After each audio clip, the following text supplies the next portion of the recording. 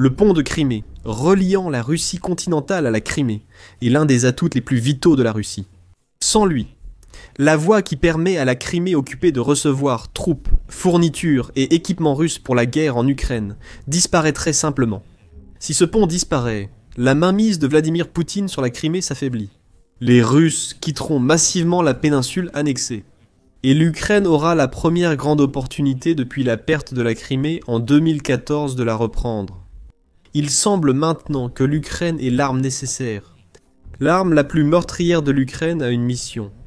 Détruire le pont de Crimée une bonne fois pour toutes. Le 21 septembre, le Kiev indépendant a révélé que l'Ukraine avait dévoilé une monstruosité maritime au public lors de l'exposition Defense Tech Valley 2025.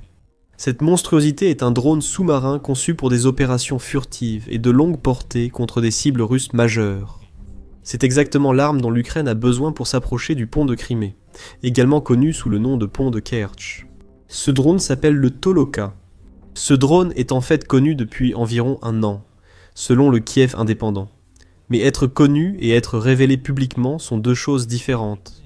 L'Ukraine a déjà mené des frappes avec un drone sous-marin, bien qu'il n'ait pas été clair de quel drone il s'agissait, ni de ce dont il était réellement capable.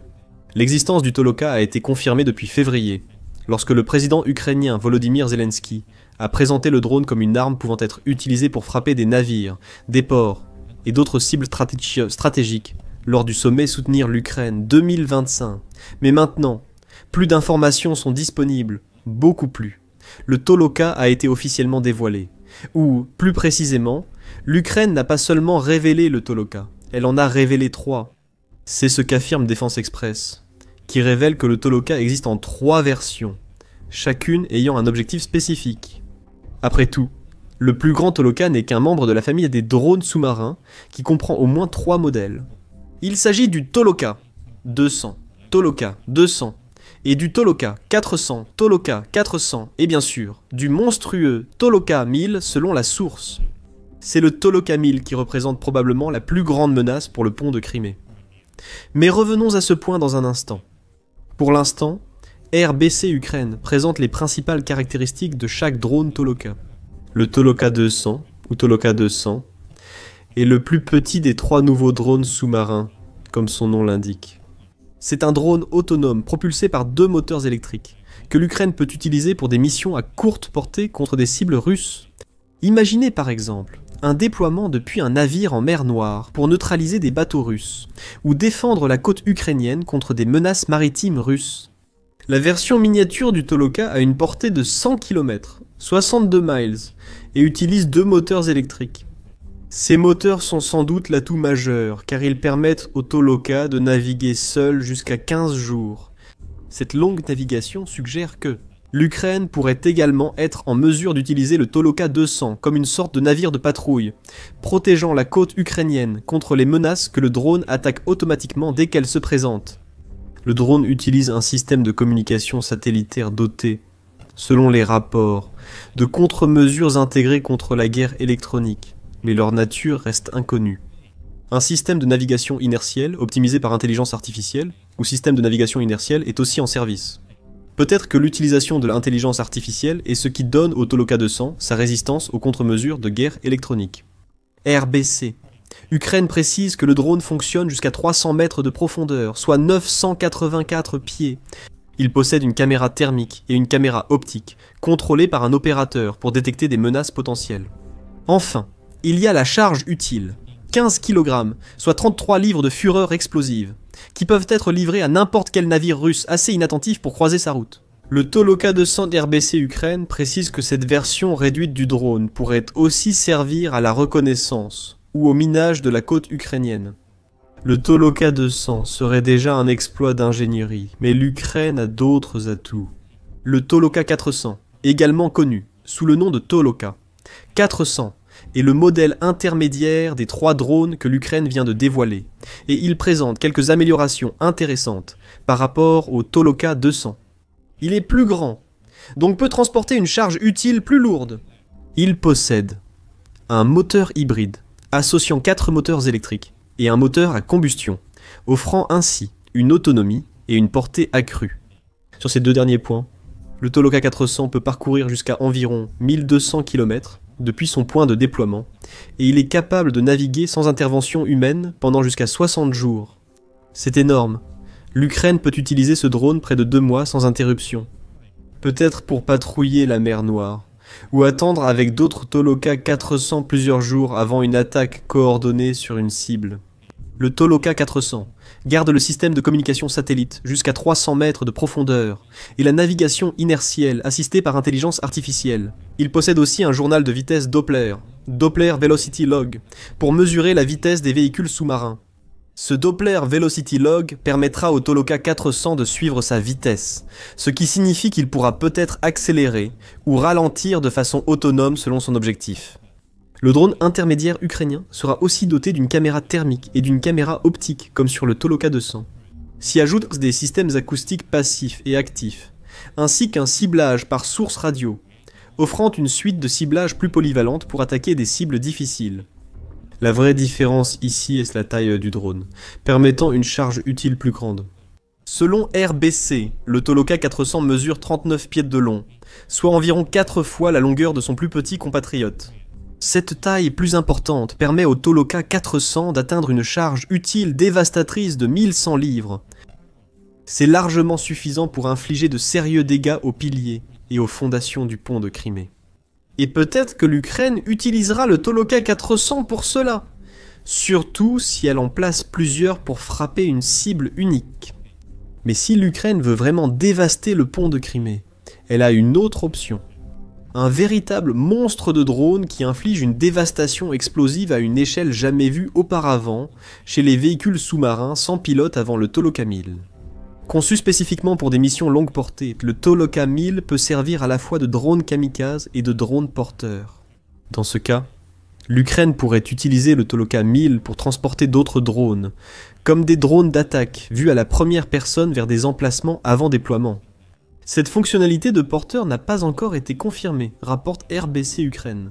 Côté moteur, le Toloka 1000 dispose de la même configuration de base que le Toloka 400 et correspond également à la limite d'autonomie de 60 jours de navigation de cette version du drone. Cependant, il porte la portée à environ 2000 km, ce qui met non seulement le pont de Crimée à portée, mais aussi plusieurs ports russes. Imaginez le drone déployé pour neutraliser des ports menant à la mer Noire et à la mer d'Azov, par exemple, ou certains ports continentaux, utilisés par la Russie pour sa flotte fantôme de pétroliers. L'Ukraine pourrait infliger de lourds dégâts avec le Toloka 1000, comme le montre clairement sa charge utile de 11 023 livres. Pour donner un contexte, la British Broadcasting Corporation indique qu'un seul obus d'artillerie russe contient environ 61 kg, soit environ 134 livres d'explosifs. Le Toloka 1000 pourrait ainsi, en théorie, délivrer environ 820 fois la puissance explosive d'un obus d'artillerie sur une seule cible.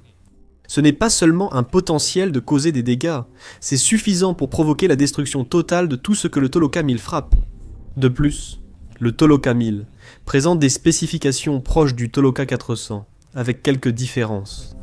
Par exemple, RBC Ukraine précise que le drone pourrait être compatible avec des équipements de cartographie sous-marine, ce qui serait très utile pour l'avenir de l'Ukraine.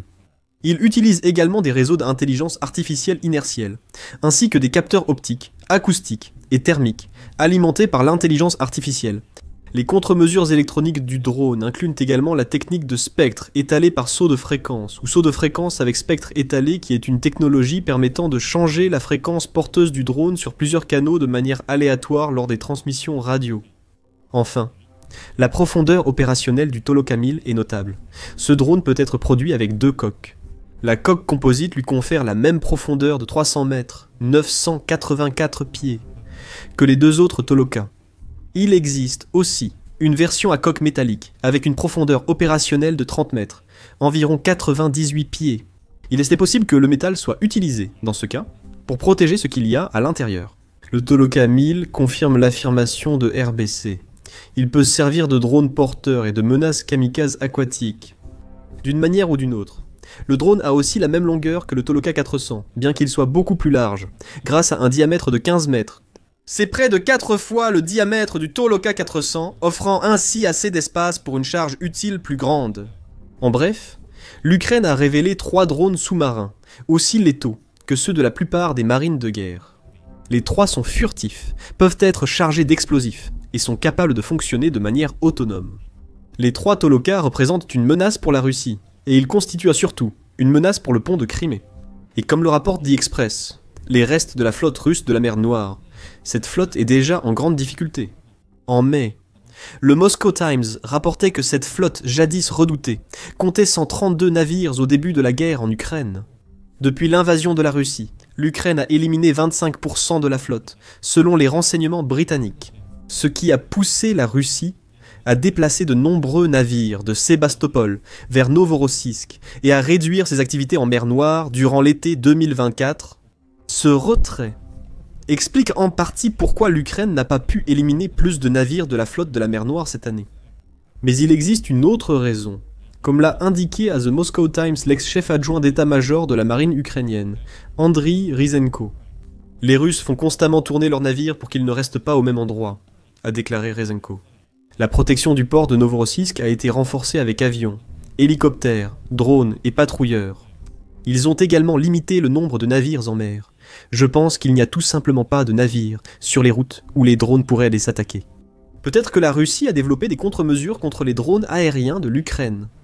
Mais le Toloka, un drone qui se cache sous les vagues et qui est presque indétectable jusqu'à ce qu'il livre sa charge explosive à la partie d'un navire qu'il est presque impossible de protéger. C'est une toute autre histoire. Avec le Toloka déployé, l'Ukraine a la capacité d'avoir des drones autonomes qui parcourent la mer Noire. Si la Russie tente de ramener une partie de la flotte de la mer Noire, les Toloka pourraient les éliminer avant qu'ils ne comprennent ce qui se passe. Avec les deux plus grands modèles de drones pouvant fonctionner. 60 jours en autonomie, l'Ukraine représente une menace constante sur la voie tactico-navigable clé de la guerre. Revenons à la vraie raison pour laquelle l'Ukraine a créé les drones Toloka. Le pont de Crimée. L'Ukraine a visé ce pont à plusieurs reprises par le passé. United 24 Media communique les détails des deux premières frappes. En octobre 2022, l'Ukraine a attaqué le pont de Crimée, probablement avec des agents secrets ayant posé des explosifs sur place. On ne sait toujours pas grand-chose sur la manière dont l'Ukraine a réussi cette attaque, en dehors du service de sécurité d'Ukraine, ou service de sécurité d'Ukraine, qui a confirmé son implication près d'un an après l'événement. The Guardian rapporte aussi que l'Ukraine a fait exploser un camion chargé d'explosifs pour détruire le pont. Le service de sécurité d'Ukraine n'a rien révélé de plus, probablement pour s'assurer que la Russie ne découvrirait jamais comment une attaque aussi incroyable a été réalisée. L'attaque d'octobre 2022 a suffi à forcer la fermeture du pont de Crimée. La seconde attaque de l'Ukraine a détruit une section entière du pont.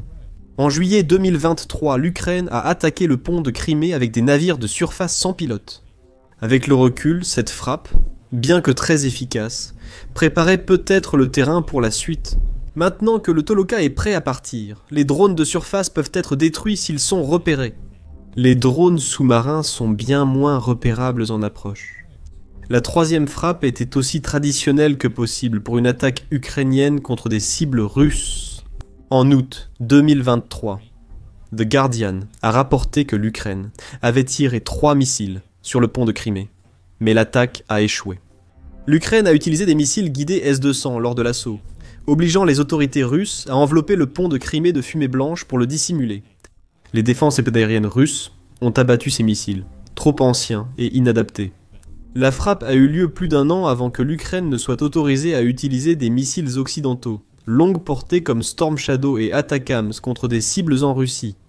Le pont de Crimée est une cible potentielle en raison de son lien avec la Russie. Cela signifie que ces missiles avancés n'étaient pas disponibles pour l'Ukraine lors de la première frappe. Peut-être que cette frappe n'était jamais destinée à réussir. Après tout, les S-200 sont des missiles très anciens, donc l'Ukraine les utilisait peut-être pour envoyer un message à la Russie. Le pont de Crimée restait dans la ligne de mire de l'Ukraine. Quoi qu'ait voulu accomplir la frappe de août 2023, l'Ukraine est restée silencieuse après son échec. Pendant près de 2 ans, la Russie croyait le pont de Crimée sûr, puis l'Ukraine a frappé à nouveau. En juin 2025, l'Ukraine a lancé une attaque qui présentait certaines similitudes avec la méthode utilisée en juillet 2023. Mais cette fois, l'attaque s'est produite sous l'eau. Le service de sécurité d'Ukraine a diffusé des images de l'explosion ayant endommagé le pont de Crimée et suspendu temporairement la circulation. Si l'attaque de juillet 2023 était la preuve que l'Ukraine pouvait envoyer des drones jusqu'au pont de Crimée. Celle de juin 2025 était une preuve de concept pour une attaque sous-marine. Selon The Express, l'attaque aurait pu être menée avec des drones Toloka, mais cela reste non confirmé. Des experts en défense estiment que le Toloka aurait servi lors d'une attaque en juin contre le pont de Crimée. Le Toloka a-t-il déjà été déployé contre le pont de Crimée auparavant? Et si oui, lequel? Selon les images du service de sécurité d'Ukraine en juin, l'Ukraine ne semble pas avoir utilisé un drone transportant plus de 11 000 livres d'explosifs. Le Toloka 400 et sa charge de 1100 livres étaient peut-être la preuve pour l'Ukraine qu'elle pouvait attaquer le pont de Crimée avec ce nouveau drone. La prochaine fois, l'explosion sera 10 fois plus grande, et elle pourrait bien être suffisamment puissante pour s'assurer que le pont de Crimée soit détruit une bonne fois pour toutes. Pourquoi l'Ukraine ferait-elle cela alors qu'elle pourrait utiliser les explosifs du Toloka 1000 pour combattre sur le continent? Il y a 3 raisons, à commencer par le coût exorbitant du pont de Crimée. Selon le Maritime Executive, les ponts sont un peu une obsession pour Poutine. En 2018, il a été affirmé que le président russe avait ordonné la construction d'au moins 16, voire 17 des 25 plus longs ponts de Russie. Le pont de Crimée est le joyau de la couronne, et Poutine a investi 37 milliards de dollars et 4 ans de travaux pour faire de ce pont reliant la Crimée au continent russe une réalité. C'est beaucoup d'argent qui partirait en fumée si le Toloka 1000 parvenait réellement à détruire le pont de Crimée. De plus, la Russie manque d'argent pour financer les réparations. Certains estiment que le pays est déjà au bord de la récession. Vladimir Poutine le nie, affirmant lors d'une allocution télévisée le 18 septembre que le ralentissement du produit intérieur brut russe est totalement prévu. Vladimir Poutine a déclaré qu'une croissance du produit intérieur brut supérieure à 4% n'est pas une baisse, mais une action délibérée. C'est un ralentissement de la croissance pour maîtriser l'inflation et maintenir la stabilité macroéconomique. C'est probablement n'importe quoi. La Russie subit une pression économique accrue, et perdre le pont de Crimée maintenant signifierait sans doute le perdre jusqu'à la fin de la guerre en Ukraine. La deuxième raison pour laquelle ce pont est une telle cible, c'est son importance symbolique pour la Russie, et surtout pour Poutine. Pour la Russie, le pont de Crimée sert presque de confirmation, du moins en interne, de la légitimité de l'annexion de la péninsule de Crimée. Écrivant pour The Spectator, Svetlana Moronet dit que le président russe a assisté en personne à son inauguration, conduisant un camion Kamaz en tête d'un convoi de camions. Le pont de Crimée compte beaucoup pour Poutine, car il a confirmé l'occupation russe de la Crimée à son achèvement en 2018. Tout cet effort pour légitimer une annexion illégale serait réduit à néant si l'Ukraine détruisait le pont avec ses nouveaux drones Toloka. Il y a aussi la raison évidente et presque immédiate pour laquelle l'Ukraine veut détruire le pont de Crimée. C'est très important stratégiquement. Le pont de Crimée est l'artère la plus importante qui relie la Russie continentale à la Crimée. La Russie utilise ces routes et voies ferrées pour acheminer tout le nécessaire vers la Crimée. Cela ne concerne pas seulement les troupes et l'équipement pour renforcer la présence militaire russe en Crimée. Le carburant et les marchandises nécessaires aux quelques 80 000 Russes qui se sont installés en Crimée depuis l'annexion arrivent par le pont de Crimée. Ce pont est un facteur majeur qui permet à Poutine de garder sa mainmise sur la Crimée, ce qui signifie que le détruire affaiblirait cette emprise. Cela affaiblirait peut-être assez l'emprise pour que l'Ukraine reprenne la Crimée. Après tout, la Russie ne peut pas compter sur des routes maritimes pour approvisionner la Crimée. En plus d'être plus lentes, ces routes sont peut-être moins sûres depuis que l'Ukraine a un nouveau drone sous-marin pour les patrouiller. Le Toloka pourrait devenir l'arme ultime de l'Ukraine contre le pont de Crimée. Toutefois, il se peut aussi que l'Ukraine ne l'utilise pas à cette fin. On peut dire que l'Ukraine veut garder le pont de Crimée intact pour permettre aux occupants russes de fuir quand les attaques ukrainiennes sur la péninsule deviennent trop difficiles à supporter pour eux. Découvrez quelle pourrait être la stratégie alternative de l'Ukraine pour la Crimée dans notre vidéo. Et si vous avez apprécié cette vidéo, n'oubliez pas de vous abonner à The Military Show pour plus de vidéos sur les dernières et meilleures armes de l'Ukraine.